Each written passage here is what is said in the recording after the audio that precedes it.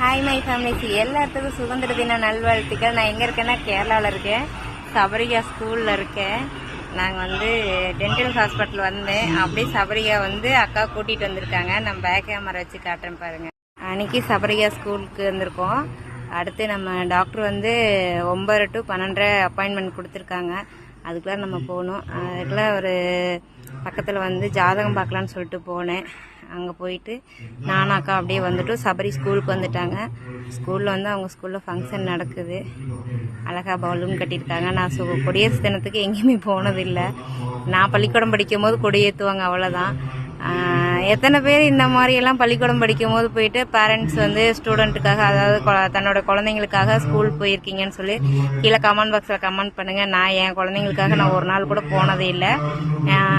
நான் ஸ்கூல் படிக்கும் போது 6ஆம் கிளாஸ் வரைக்கும் கொடியேற்று தினத்தன்னைக்கு கொடியேற்றுனாங்கன்னா நான் வந்து செலக்ட் பண்ணுவேன். அதுதான்.